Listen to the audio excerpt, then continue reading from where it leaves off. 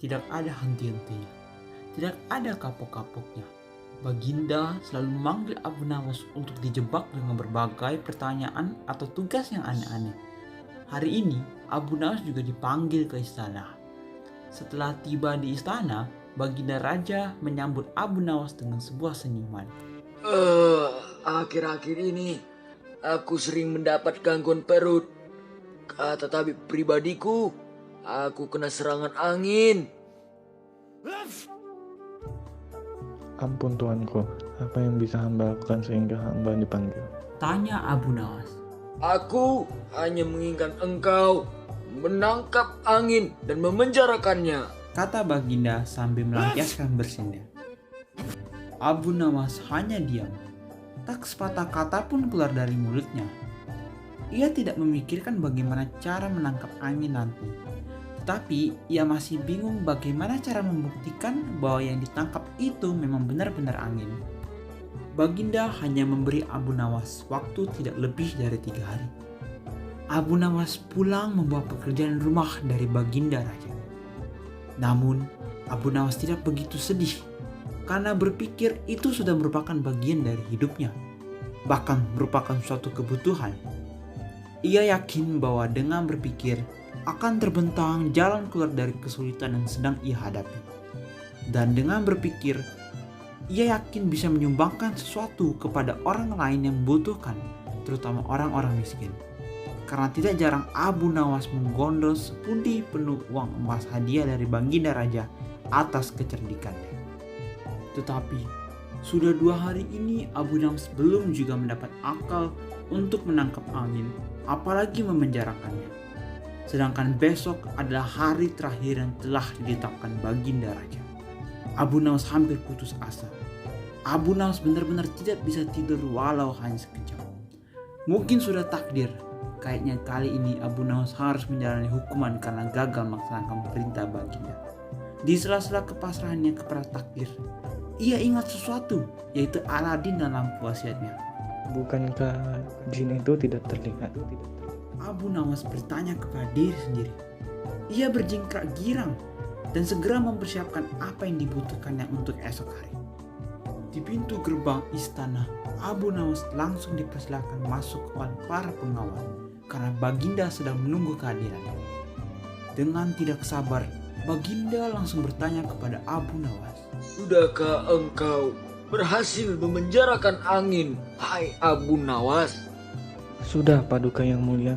Jawab Abu Nawas dengan muka berseri-seri sambil mengeluarkan botol yang sudah disumbat. Kemudian Abu Nawas menyerahkan botol itu. Baginda menimang-nimang botol itu. Mana angin itu, hai Abu Nawas? Tanya Baginda. Di dalam, tuanku Yang Mulia. Jawab Abu Nawas penuh takzim. Aku tidak melihat apa-apa.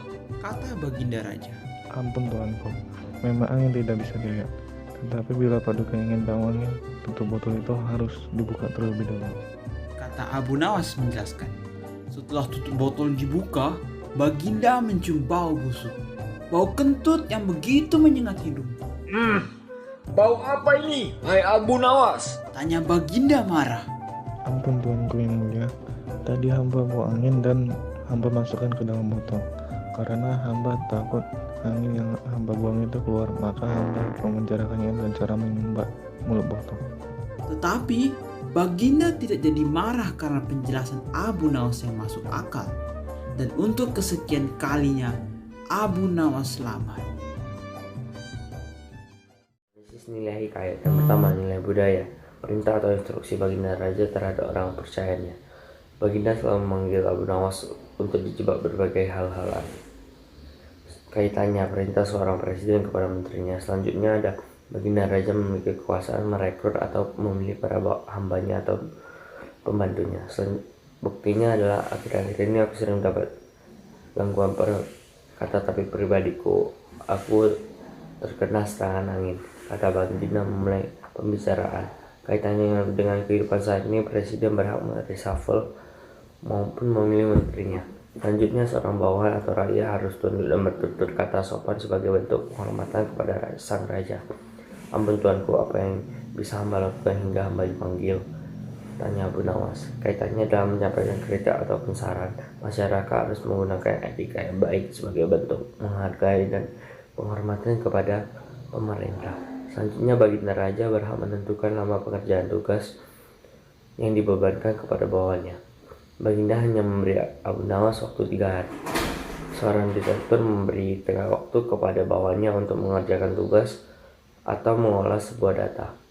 Selanjutnya Baginda Raja memberi imbalan kepada orang yang berhasil memuaskan keinginannya. Karena tidak jarang Abu Nawas menggondol sepundi penuh uang emas hadiah dari Baginda Raja atas kecerdikannya. Kaitannya seorang direktur memberikan tambahan THR kepada bawahannya yang telah mencapai target program kerja.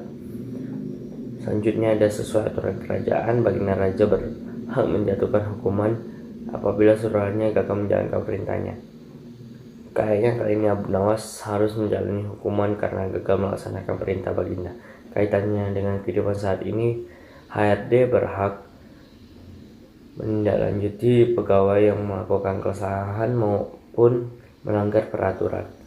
Selanjutnya, istana kerajaan selalu dijaga ketat oleh pasukan pengawal raja. Setiap tamu atau pendatang wajib diperiksa tujuan kedatangannya dan perlu meminta izin raja. Di pintu gerbang istana, Abu Nawas langsung dipersilakan masuk oleh para pengawal karena Baginda Raja sedang menunggu kehadirannya. Kaitannya, sebuah hotel atau ballroom akan dilengkapi dengan petugas security yang memeriksa barang bawaan setiap tamu dan biasanya dibantu oleh alat.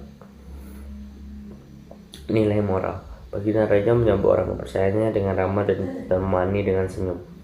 Setelah tiba di istana, Baginda Raja menyambut Abu Nawas dengan sebuah senyuman. Kaitannya seorang presiden memberikan apresiasi kepada TNI maupun anggota Polri yang telah berjasa dan berguna kepada negara.